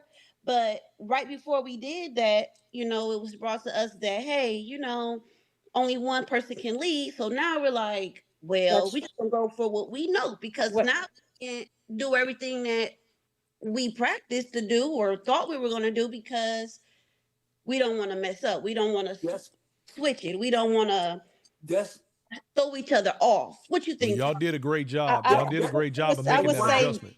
Brian, that goes back to what we were saying. I'm sorry, Charlsie, if you was going to say something, but that goes back to we talk about judges. You got people judging the contest that don't actually understand that category to its fullest. You can fool people that don't have nothing to gauge it by. But people that actually understand it can look at it and say, hold up, you're not supposed to do that. They both supposed to be able to lead. But we made it through. We made it through, together. I was gonna say that is what bring about contest experience. When you're able to adjust yourself on the spot. Yeah, we practice with you leading out first, and I'll take the lead over, or vice versa. But when I came to you, I said, "Hey, I'm gonna have to lead the whole dance, and we'll go from there. Just go out there and get busy." You know how to dance. I know how to dance. Just get busy with it and show them what we got. Regardless, if we mess up, that's the way it was. Keep going. Yeah, but that's the way it was back in the day. You didn't stop. You didn't because the contest usually was impromptu anyway. Somebody would say, "Hey man, we're gonna put up $100. Who getting in?" Or whatever, or throw some money in the hat, whatever. We was betting each other at school. Look, back in the day, whatever money we had, $5, $10, whatever case may be, we bet money at school. Put your money up, and you and your partner getting down. Yeah, it was a lot of pressure. When we had win off a whole song, when we had win, because we ain't got none now. That's all I'm saying, Brian. I felt like, the dramatic, the quick switch or whatever, it just put like pressure on me because now my mind, I'm like on a, I don't want to be a one-trick pony. You know what I'm saying? So I'm thinking like, there's a lot of them out here. Well, I got to do something. I got to stay in on this one, stay with when you wasn't a one-trick pony. What'd you say, Josiah? You wasn't a one-trick pony. You just wasn't a one-trick pony. That's just what I'm. You know what I'm saying? Yeah. You wasn't a one-trick pony. You just showed your skills. One-trick pony. Yeah. But you know what I'm saying? Like everybody else that competed, I ain't never competed. I get out there, I see everybody. I'm in the middle, and everybody yelling, and me and Charlsie out there. I said, come on, Barry, because that's what I was telling her. I was like, you Barry, I'm Jean. That's You what's know what I'm up. saying? I said, come on, Barry. So when I seen her, and I seen her, she was hyped. She was And that's funny. She have never met them, but she was like, "You Barry and I'm Jean. Let's She go know about for it. it." That's what we Hey, finna look, like I do. said, when you teach somebody a dance, you got to give them a little history about it too, now. Yeah, yeah, You and know she what I knows mean? it. And I she know knows it. it. So I'm Yeah. like, come All on, I want to Barry, know, give me what you got. You all I know? want to know is how you win and you still got a problem. You over here. Look, she Yeah, over here yeah, like you she see got a that. problem. I'm like, Like man, she you mad. won, Look, man. Okay, you won. let me say, You know for what? the, I for the would give a record, good point. Nobody's mad. You know what? But I would give a good point. Listen to me. Now, a person like that. Now, listen to what I'm gonna say. A person like that, I can handle. They're making a complaint after the contest, and they won. Right. So they saying, I'm not complaining because I'm upset and I lost. I'm taking a point that okay, the judging was a little different because they came at the last minute and said what we couldn't do. Well, Right. we understand the dance. You see what I'm saying? But your Well, judges got to be on point on knowing that category on how to judge it. I think Yep. she just want to no, no, stress no, no, that she no. can lead too. You can Yeah. lead. You can Tell you lead. what it You is. get down, girl. You I'm can gonna lead. say what it is because it's not necessarily. I'm not mad. I mean, or anything. I'm actually happy with all the judges. They gave us straight tens, so I'm not mad at anybody. But you know, it's always somebody who gonna have something to say or have something to say in the background or But you don't Hey, care. hey, did. But you Trina, don't if they care. I got get that something, I if they don't got care, but something I'm to say, still what you trying gonna to tell them? tell you. So it's always going to be that individual who will look at the situation and then have their own personal opinion about it when they don't know the facts. So it's kind of like whoever or whatever the case, if you don't understand what is going on, if you don't know that when we got out there that we had to do a little adjustments and changing, then you know just sit back and be cool. I don't feel like Hey, people Hey, have hey, hey, to hey, Brian. Trina. Hey, say Hey, about Brian. it Trina. Hey, unless Brian. they know Trina. what's Hey, going on. Brian. Go ahead, Joe. That's Hey, it. Brian. Hey, Brian. I know what that is now, Brian. I just figured Uh-huh. out what that is, Brian. Uh-huh. I Yeah. just figured out what that is, But Brian. You know what that anyway, Uh-huh. is, Go right? on. continue. What is Right. You know it? what that is, right? Charlsie, Uh-huh. we won, didn't we? That's that. You got something to say, see me on the floor. See Yeah, me yeah. already. I know what she's saying right now. Yeah, that's that comment. I just caught it. I And said, you got now I know that, what she's right? talking And about. that's why you gotta listen. You know, you gotta sit back and listen. Do you understand? You know? Say you got a problem, catch me on the floor. Catch me on Right. the Catch wood. me on the wood. See you on the wood. You know, conversation is slick, but understanding come first. And I'm just gonna say congratulations to you, Charlsie, because we came out there and we did it. And yeah, I was nervous or whatever the case, but it was a great time. And I'm glad the judges gave us straight tens. You know what I'm saying? And it was really an experience because to see the crowd be really excited, to Hey, see man. everybody engaged in us, you Oh, know. I can hey, say the judges knew the music. The judges know what the get down is. The mhm. judges know how to do it themselves. And the That's right. judges have been doing it for a long time. Mhm. So that was experienced judges that were on that stage, Mhm. giving Sure. out the scores from not only us, but from across the board. And I think that how they scored other contestants based on the rules that they had was fair. Yeah. They gave us tens. That's what Hey, matters. you know what I mean? Regardless, Hey. without that. Hey, Charlsie, not you. Yes. Trina, Huh? don't get the big head. It's Brooklyn. Hey, I got a big head. All I'm saying is, hey, we Shout got out. tens, and it was amazing. You know, all the judges that gave us 10. I mean, you know, it was 3 judges. They gave us a Yeah. 10. And it was a good thing to hear that. Like 10, 10, 10. After you sitting there and you nervous, if you look at the video, I'm over there like biting my nails, like, ooh. And then when they said tens and to see the crowd go wild, it was an amazing experience. You know, I was nervous, but it all worked out. We walked out with trophies. You sound like No, you nervous Well, now. never. shout out to Hey, Tracy I'm ready for Vivens for World her Large. hard You work. know, She Oh, did thank that, you, Tracy. bro. We appreciate you, baby. And let me just say this here. To you guys, to you, Charlsie, and to you, Trina. I want you guys to both know that I personally am very proud of you and the display that you put on because I personally get very tired of watching people attempt to do what is the original dance and basically giving it a black eye because you got people out here, like I said earlier, they see people doing something, They picking and they up say, pieces of moves oh, here look and at there. them. Look Yeah. at them jumping around. That Yeah, just that ain't because it. you see people out there jumping around don't mean they doing the Good original. example. What's her name? Shelly from that lives in Atlanta. Atlanta. Atlanta, yeah. Shelly told me because I'm teaching Shelly now. Shelly told me, she said, when I first saw that dance and the people that was doing it, this is what she said. She said, I didn't like it. Didn't like it at all. She said, until I saw you, she said, Josiah, until I saw you do it. She said, that would strike my interest to see what the dance was really like. So I explained to her, it's not the way you see a lot of people just doing little different moves and holding hands and moving their feet. I said, it's a complete dance. I said, it's a complete dance. She said, okay. She said, yeah, I know now. She said, but I didn't know it first. She said, but I like it now. She said, when I first saw them guys on the floor, she said, I didn't really understand it, didn't like it. Well, see that's the difference between being able to articulate the dance to somebody and somebody just saying, yeah, well, let me show you this, do this, do this. No. If you want to learn this dance the right way, you want to get down. They're not showing you what it is, but they're telling you what it's not. Well, everybody out there that want this dance, that want it, that want that original, y'all need to holler at Joe. It's as simple as that. It's just that simple. There are people out here who will make attempts at teaching, and maybe it'll light a fire under some of the people who are capable. But the bottom line is, if you want it and you want to look like it's supposed to look, this is where you need to be right here. It's just that simple. I'm not going to mince words about it. I ain't finna play with nobody about it. I done heard people say, oh, I'm going to start teaching. I'm going to do this. I'm going to do that. Say whatever you want. The proof is in the pudding. What? That's right. Because I was happy to see a 10 from Susu. You know, I know Susu used to get down, you know what I'm saying, back in the day. I'll be watching Sheila. She get down. You know what I'm saying? So to get 10s from them, it was amazing, man. Valeria Connor wants to, she said, Valeria, you got any questions, my dear? Feel free to ask. This is the time for it. Because, you know, we could do this all night. We ain't going to do it all night, but we could. I'm going to bed. Susu Watson say, Joe is not the only one that can do that. Hello. Well, Susu, when I see somebody else do it, then I'll say something. All I'm saying is people can talk all day. Let's go. Until I see somebody that's actually putting the product out here, it's all conversation, and it ain't doing nothing for nobody. So I hear what you're saying, Susu, and you're probably right. But until we see somebody put somebody out here that's young like Trina, that's coming up in the dance, that want this, until we see that actually happening and it being done the right way, all that conversation about who can do what don't mean nothing. It don't mean nothing. Nothing.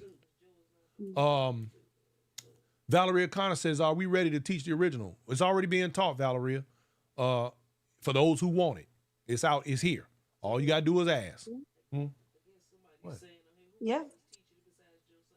Nobody that I'm aware of. Somebody wants to know who else is teaching it besides Josiah. Well, I'm gonna just tell you this. I haven't met anyone yet who is actually functionally teaching the original dance the right way. So you got people that's attempting to do it, but then they picking up pieces that they see from other people because they got a popular name. Probably they trying to teach it. That don't mean they know. They trying to pick up bits and pieces and try to put something together when they don't actually understand the whole format of the dance. I have a question for you, Josiah. Dee, Daryl. Oh man. Why are you so intimidating to certain a lot of people that when you teach? Tell me, expound on that for me. Yeah, Dee. Tell us, Dee. Why? Okay, hold up. So hold up. So before I answer that, give me a quick second. Hold up. Quick second. And also, Valeria Connor say Minnesota calling you out, Joe. Look, he got to take a quick second. Look. While y'all waiting, I want to say Stepping in Huntsville, July 25th through the 27th, y'all. Hey, yeah, get that plug in. That's here right. You go. Hey, look here. Brian. Go ahead. Look here. Since you calling Dee. Uh-oh. Look at the hat. Double D. Watch out now. Boy, you bringing up ghosts from the past. Got that boy Daryl on there. Look, you bringing up ghosts from the past. Don't play no games. So look here. So since y'all not calling out Dee, so let me be Dee for a few minutes. Nah. Hey, Charlsie, check this out. Okay. I think what it is, like when I was growing up on the block, I think Lisa Alexander's online. Dude, I was little. I was a small dude. I just went in the military and picked up weight and picked up size, and then being a leader in the military, you're taught how to train soldiers. You're taught how to train men. For combat and everything. So you have to be a voice of reasoning, a voice of strength, a voice of understanding. You got to be able to get your soldiers to understand everything that you were teaching them. So from that perspective and because of that position. So when I speak and I teach different things, I teach it differently. I guess some people say it's kind of forceful when I talk, but a lot of times what it is with most people, they've never been taught by me. And I don't, and my Trina's one of the best examples. When I'm teaching Trina, we clowning and laughing and cutting up having fun. Anybody that I've taught that even had the inkling to say that he's intimidating or he's mean, they changed after we met. It's just that when people don't know you and they see you, they look at your Demeanor. Demeanor and everything. Like I don't walk around and smile all day long. You know what I'm saying? I mean, I ain't walking around like, hey, how you doing? All that. My normal facial expression, it might throw people off. Or my size at one time was throwing people off. But okay. Intimidate. Now I'm gonna say it like this here. If you a dude, and dudes intimidate you just by looking, you might check yourself. So no dude be intimidated you just by his presence, unless you scared or something. But women, I understand that with women, because here's an example. My wife, let me use my wife for example. When she first met me, she first saw me, she said she thought I beat women. Damn. She said, I look like a guy that'll punch a woman out. Hey, but then after she got to know me, she said, you ain't no but a big old teddy bear. I said, hey man, watch your mouth, man. So from my wife, that was one of the things. So, but I've been hearing that since I've been on the dance scene. People say, Joe, you intimidated. But when they get to know me, it's a different program. You know what I'm saying? I don't. First of all, I don't even use profanity. Ain't nobody ever heard me use profanity. I don't even. Joe had look. I've been around him. I ain't heard him cuss once. Yeah, even when he actually got mad, I fill in the gap for him though. Yeah. So all it is when people don't know you, and like you said, they see your demeanor, they're like, okay, he intimidated. He look like he this and he look like he that. But they don't know till you get in the conversation with. It's a lady that lives in Nashville with thought I was really intimidating until she got to know me. Now she called me her little brother. Mm-hmm. So all it is people looking at me and don't know me and assuming that I'm intimidating and want to jump on people and all that kind of stuff. You like Bernie Mac said, please talk to me. Come to me. I'll work with you. I'll tell you something good. I'll be nice to you. Come on, give me his hands. Okay. Wow. So Valerie O'Connor says she calling you out, Joe. You need to holler at her. I ain't do it. She want that work. Look here. Okay. We got a few people in here that want your contact. We pop it and already put your contact. Producer lady and put your contact information out there.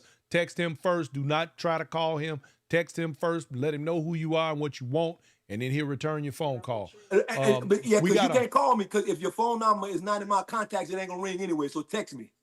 Right. So now we got a question from a gentleman, Cecil Nuttall. He says, inside stepping. I danced with 3 ladies from Chicago. Each said they did the original stepping and not do the 7/8, but rather the 3 to 6 count. 3-6 count. The first lady from Chicago told me that she did not count. She just danced. Someone please respond. Thank you. Okay. Okay. When it comes to the Did you say something? Yeah, I did. He said the 7/8. Yeah. But you gonna explain, Josiah, or you want me to go? Oh, you go and go. You go and go. Okay. He said he got it from 3 different women about what it is that the Chicago women do and the count versus. I guess what they do individually, not necessarily what Chicago women do. My guess is that the women that he danced with, none of them operated within the structure of what's been common outside Chicago as the original or the new school. Or new school style dance, because new and old school, again, I'm gonna keep pushing this so that people understand new school and old school are the same dance. Okay, it's the same dance. It sure is. Yep. And a lot of Chicago people didn't learn from a count that are maybe 40 plus or maybe 50 plus. They didn't learn from that. They actually learned from watching or having relatives or just going out to step and party. Watch and learn generation. And just watching and catching on. And grabbing them hands. and grabbing hands. But then there was a time where they said, well, let's do a six count, which was cross one, two, 2, three, 3, four, 4, five, 5, six. 6. Yep. One, two, 2, three, 3, four, 4, five, 5, six. 6. Then they went to the eight count, which are just baby steps to the six count, because Yep. you're gonna break down that six into 8 8 steps. steps. Yep. So you're First gonna step. go 1, 2, 3, 4, 5, 6, 7, 8. So you're gonna walk it up 1, 2, 3, 4, and then 5, 6, and then 7, 8. So the 7, 8 technically is like the 5, 6. So if you go It's a 1, reset. 2, It's a 3, reset. 4, 5, 6. Then it was All the right, we 1, done 2, lost 3, 4, Lil 5, Reigns 6, here. 7, 8. It- So regardless, people still need to know how to move. People still exactly. know musicality. You still need to know when you can raise your the level of the music. Sometimes music, that's the reason why real steppers don't just like dancing to something that's monotone or something that's just one straight beat, because we like to enjoy the dance. And if Change a up. song have riffs, or Change if you up. listen to if you listen to the words of it, Yep. you can actually dance. And that's where a lot of the hesitation or the Yep. pause is coming at, or you're just enjoying it because the flow is a constant flow of a movement. And that's where you don't have the mechanical side of the dance, because when an eight count is displayed, I could tell the person learned the eight count because it's sort of mechanical. Not saying that anything you learned or did was wrong. It's just that now you got to create a flow with that eight count, versus when I have the six count, it's already musicality in that six. So it just Let depends me on how you learn. I'm let me not let me saying let, nobody is wrong in their instruction of the and dance. Let me get that out, but it's just the way you learn and what makes you feel comfortable to learn. So if you dance with three women that they all did something different, you find out which one was the better dance for you, and that's what you was appreciate. well, see, let me add something to that with that 7/8. What people gotta understand about that 7/8, that 7/8 is a reset. It's like a pause, because in dance there is no pause; it's continuation. So Yeah, they because added that numbers 7/8. continue. Yeah, Yeah. yeah, yeah. So they could like say regular dance is 1, 2, 3, 1, 2, 3, 1, 2, 3. We just took it and said 1, 2, 3, 4, 5, 6. So if you did it from a continuous, basically 1, 2, 3, 4, 5, 6, 1, 2, 3, 4, 5, 6. The 7/8 was putting up for you to reset, to set up, to do something different if you wanted to. But women in Chicago, they dance on a continuous basis. Is so that's what they doing. And what it is to guys, like I said earlier, they teach guys how to do spins and turns. So when a woman start dancing, it throws them off because they're looking for that basic 8-step structure to Yeah. know where to pick the woman up at, and they can't pick that up when a woman just has a nice flow and she's doing her thing. He don't know where to pick her up at. Yeah, Mm. because some people will take you out of your count or take you out of your movement, because if Yep. you're not counting, there's no counting there. But if you're in the middle of doing a step because they're on a count, they'll take you out of that step, which caused the dance to be a little bit off and not get a good dance. So you have to watch where a woman is at as a lead and see what place she's in her step in order to make it congruent to dance together. I would Oh like to yeah. give a shout out to Tracy for, having to get down for the women. I really, Yeah, really Tracy, one time for the appreciate women. you doing that, Yeah. because I feel like a lot of more people will, get into the dance and, They come to the should. other side. Now I do They should. understand that that the new school is what's out, but I feel like more people now may feel like or look at the dance or want to learn it. So that's a beautiful thing. And I also want to say I would like everybody to come out to Stepping in Huntsville, which is July 25th through the 27th Plug, baby. in Alabama. You know what I mean? We got an all white party on Friday. We got a Mercy. stepping contest. Josiah, we let you talk. Then we got workshop with Drew and Christine, and then we got one with Westside Mike and Sherry Gordon, and then we got the main event. We got dinner that's going to be served at 9 o'clock that night. Then Sunday we have Cheryl Sugarfoot Poe.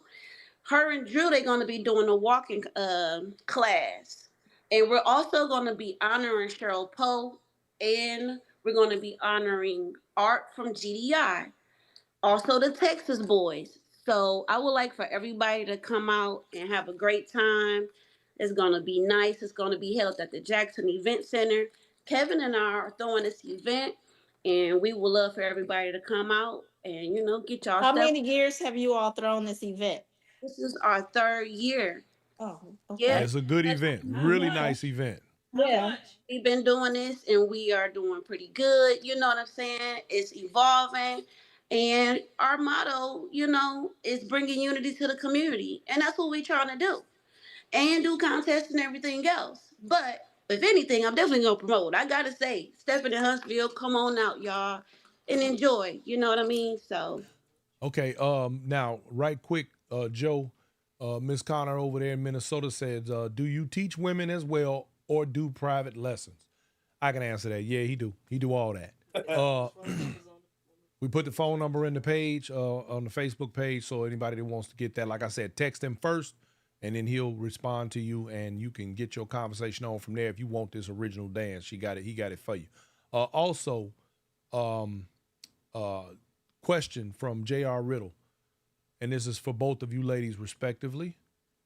Will you be competing in the world's largest this year? No. Next year. Oh, next Wait. year? Maybe. Yeah, Next anything's year. possible for next year. Yeah. Oh, I wanna you come- out this year, Charlsie? Yes. Trina? So I definitely, I want to compete this year, but however, if Pete put the woman on woman in the contest next year, Got you. I will Original. be out there. We could say original, old. We can go through that, but everybody. Nah, knows we what I'm need trying to- we say. need to make clarity we didn't about say it these right. names. If you learned it right, you say it right. Hey, don't make me right. Original? You would get into original, Trina, Hey, this Trina. year? We gonna do, Hey, we Trina. gonna get down. Trina, you Barry. kind of You you ready, done got Barry? you slick with the dance. You getting a little slick with the mouth now. We got to throw you in the trunk. Keep it up. Pretty much. Put in Keep the it up. glove. Hey, put in the glove compartment. Right, Hey, you better little not. bitty self. We ain't got to throw you in the trunk. We just throw you in the glove box. I'm too little for that. Don't do that to me. I'm putting on some tall. You know what I mean? No, definitely. I definitely want to get in the world largest, and I definitely want to compete this year and next year. Definitely, I would love to compete with Charlsie again because she gave me that fire. I could see when I looked across the floor, and when the music came on, and I seen how she was walking back and forth. Y'all gotta watch it. It made you be like, come on, let's get out there and go. Cause she was like looking like, yeah, it's finna go down. So I felt that energy from her. And people normally don't get that from me. I'm always the not humble and quiet, and so to get that part of me on, that's for that dance. That's for that type of dance is to get down because you have to be into character with that dance. It's like, confidence have to be there. It have to be that whole feeling when those James Browns or those, Dog's Donut or some music that has that element to Got it. that pop. Hey, look here. Charlsie Hey, look here.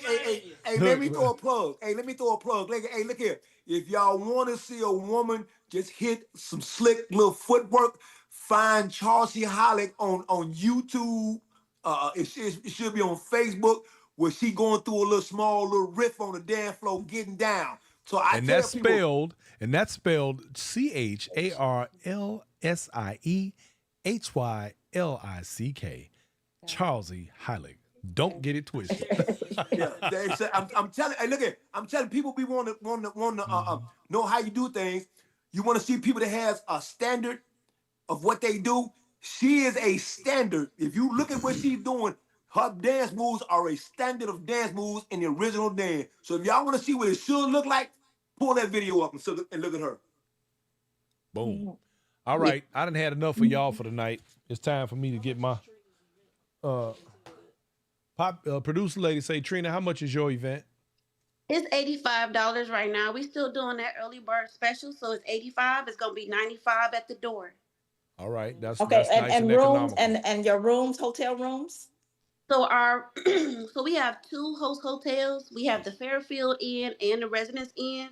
We also have a link which I can send. Well, it's on my page where you can just click the link and it has both of the rooms there. You can pick which one if you want to stay at the Residence Inn or the Fairfield Inn. They're both 4 minutes from the venue, and they are 12 minutes away from the airport. So the room rates are about 114 a night. And if you do book or if you call to book, then you can use the block code, which is Stepping in Huntsville, to get that room rate. Okay. Charlsie, David Calhoun said he don't know you. He said, but you be killing it at Visions. He see the video. David Calhoun. Hey, Dave Calhoun. Look. You know my Charlsie, brother, though. I'm about to say, you don't know yet. Hold on, man. Let me tell you something. That's my family right there. Look, when you see David, when you see Charles, you walk up to her and you tell her hello, man. Look, them my people right there. Put my people together. That's what I'm talking about. Yeah. And David Calhoun, he out of commission right now. He got a little shoulder injury he recovering from, but he'll be back on the wood here real soon. And y'all right there in the same city together.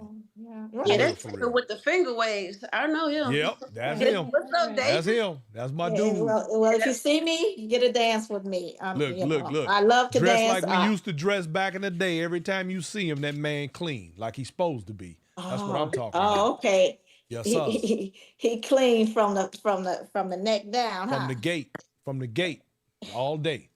All right, listen, y'all, it has been a magnificent show. I have thoroughly enjoyed you guys.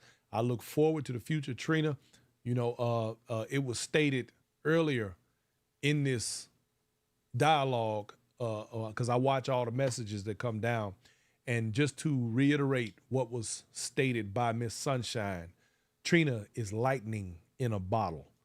So, baby, yeah. Shine blue skies. Just know we watching you. We watching, we looking, we waiting. Bring Thanks, it. Sunshine. Bring that smoke. That's my girl. You dig? Charlsie, it is always a pleasure. And you guys, if you ever get an opportunity, go back on Inside Stepping back. I guess what was about a year, maybe 2 ago, Charlsie, I had you on here. Charlsie is an entrepreneur extraordinaire. This young lady right here is very enterprising, and she bought her bag. Please believe it. This dance ain't her thing. What'd you say, Joe? I said for real though. For real though. Straight businesswoman, y'all. I appreciate it. Captain of a big old boat. I ain't even gonna get into her resume. I ain't even gonna get into her resume. I was about to do a post about being a captain in Lake Michigan. We had a black scene, real quick, we had a black scene boat party and a lot of people died. Yeah, I heard about that. And a lot of accidents, and I don't go to them, but I'm gonna get my experience about the black boat and how everybody should ride a boat. If a person is a captain, have credentials, just don't jump on anybody's boat and things of that nature. So I'm gonna put a post up with about your life that. jacket on. I saw a video where the captain or the driver of the boat had a life preserve, but everybody else was just flying around. As soon as I grab my life preserve, that means the waters are choppy. This boat is about to be something to handle. And I tell people, look, is a life preserves up under the benches. Everybody grab one. He didn't tell anybody anything, and they just flopping around and being tossed around like, okay. Not cool. Not cool. So yeah, and of course everybody, y'all know Joe, old school Joe, Josiah, Dee. Look, don't y'all start walking up on that man calling him Dee now, because you really don't want to meet Dee. I'm telling you now. Leave Dee alone. Leave it Josiah. Dee, I don't know that. Leave Dee alone. Leave Dee where he at. Matter of fact, Joe, take that hat off and go put it back away. There you go. Go put the hat up. There you go. Now, moving forward, I want to thank all of y'all, man, for coming in and participating on tonight's show. You made it fabulous. You made this a fantastic event, even for me. I have thoroughly enjoyed y'all. I have enjoyed the dialogue and the conversation. Y'all helped to make Inside Stepping what it is. Thank you so much. And with that said, Joe, you got any last things you want to speak on? You're done. Charlsie, what you got for me? Anything? Yes, I think that stepping is a good thing, and to come out and dance is therapeutic. It relieves stress. Everybody just need to just enjoy the dance. It's there to be taught. It's there to be learned. There may be some bad experience or some mess, but put it to the wayside. If it don't make money, it don't make sense. So if it's something to enjoy, truly enjoy it. And let's all just bring the community together and uphold one another as citizens. Trina? I just want to say again, thank you again to Tracy for having to get down. And I would like everybody to come to Stepping in Huntsville, July 25th through the 27th. And that is what's up. All right. Listen, love y'all. Thank you so much. Love We're you going to talk more. to y'all on the backside. Okay. See you later. Peace. Bye. All right, ladies and gentlemen, that is going to pretty much conclude tonight's show. I'm listen, y'all, I am excited. I am filled with knowing that I had people that are able to contribute to the further growth and the betterment of our community as a whole, to help explain some things, some help to get some clarity, to help people learn some stuff. You know, if my job in inside stepping, because I got questioned on one of my platforms about what our purpose was. I hope that this conversation added a little bit of clarity to what someone had a question about, and that was in regard to what we were doing, allowing particular types of dialogue to take place. First of all, I believe that people should have a voice. Everybody should, even sometimes people whose voice is not the most pleasant. Sometimes people are not as expressive or not able to express themselves as clearly or as sharply as everyone. Everyone doesn't have the words. I pride myself on being able to articulate my what I need to say to a person in no uncertain terms and very clearly. Everyone is not able. And sometimes things get said, especially when you're dealing with the internet or you're dealing with text messages. Sometimes things get misconstrued. They were taken into the wrong context, and they are, and it depends on how the person receiving the conversation feels, according to the way they may accept it. So with that, and not just on this particular topic, but just in life in general, give people the opportunity to explain themselves if you take offense to the things that they say. Understand that words are spelling. You know what spelling is? Spelling is casting spells. The things that we say sometimes can move the energy within us and make us change or make us do things we shouldn't, which is why when you allow others to say things that motivate you toward negativity or divisiveness, you've allowed someone else to control your life. Don't do that. Think long and hard about your response to some of the things that that people say and the way people behave. You have to be more mindful of self. We have to look in the mirror, and introspection is extremely important. The ability to look in the mirror and love what you see will change the way you feel about everyone around you. It'll change the way you feel about life in general, and the world will be a better place. More people need to take advantage of this. We have those mirrors. They're not just something that you look at to comb your hair. Take a look in one and check yourself. We all need to check ourselves. When we look to the future of the dance, understand that there are people who've been around this for a very long time, and sometimes they may have a little bit different perspective, attitude. Sometimes the old folks don't want the new folks because they don't like change. Sometimes the new folks don't like the old folks because they think they've reinvented the wheel. But we all have to coexist, and we can do it positively, and we can do it constructively and productively if we learn to respect each other's space, time, and place. There's no reason why we should have a divisiveness within this dance. The clarity in it is understanding, as was demonstrated earlier in this show. This is one dance, in the words of Daryl Davis, with many variations. The faster you understand that, the faster you learn to grasp those concepts, the faster you will not only be better in your dance, have more fun doing it, but you'll be able to carry it forward and give your knowledge and understanding and clarity to somebody else that wants what you have. Be giving, be understanding, and we'll all be great. Before I go, we got the last set that I was going to talk about. Tina Stepping in Pink. This is our third annual, and it is going to be in Houston, Texas, you guys. from October the 26th, one day. We'll be at the El Dorado Ballroom in Houston, Texas from 6 to 11 p.m. And it is free.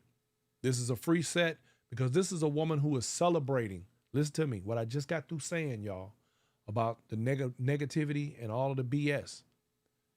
This woman is celebrating life. She is a cancer survivor. She's giving this party in celebration of her still being here with the rest of us. This is a free set. It is going to be a great set. We got DJ Crazy Q. We got Carmichael Music Lover, Ambassador Kevin Nevels, myself, and the producer lady will be in the building. And it is going to be a very nice set. And we'll be giving out further details here in the very near future so that we're going to have her on the show, as a matter of fact, and do an interview. But just understand, William Owens in the building, collaboration is real, my brother. We can all do better for ourselves and for everybody else around us. Celebrate life the same way Tina is celebrating hers. She ain't asking nobody for nothing except to be present. Be present in the moment. Be present in that time. As a person who has had a life challenge, and many of us have, this dance has carried us through it. This is yet another example of this dance being able to move somebody to betterment, to positivity, to prosperity. We can all do it. If we do it for ourselves, it's that much easier for us to do it for somebody else. Just remember, if you're around people that can't trust themselves, who don't love themselves, they can't trust you and they can't love you. Watch your company that you keep and be good company to those who keep you. With that said, y'all, I want to thank you all. Look, I love y'all, man. You make this all worthwhile for me when I'm able to make sure that the rest of you all get information and we grow together and we make this thing do what it do. And we take this dance into the future the right way with the right information. Do not forget on next Monday, my partner in crime, Reggie Miles, Conversations, 7 until, because they'll go all night. Reggie Miles, Dr. Francine, and my man Lloyd will be in the building, Little Lloyd. Also, next Sunday, this upcoming Sunday, as every Sunday, moving forward, we will be, myself, DJ Be Real, WBOE. I'll be putting the links up. Sunday night, Brown Liquor Sundays. We're going to be winding down, playing good music, and giving you something to relax to wind down and get ready for your Monday. With all of that said, I'm Brian Forbes. This has been Inside Steppin'. I love y'all. Ain't nothing you can do about it. And I want to tell you, thank you. Good night. Good night, everybody. The views and opinions expressed in this program are not necessarily those of its hosts, Urban Arts Enterprises, its advertisers, or affiliates, and are those of the speakers and do not necessarily reflect the views or positions of any entities they represent.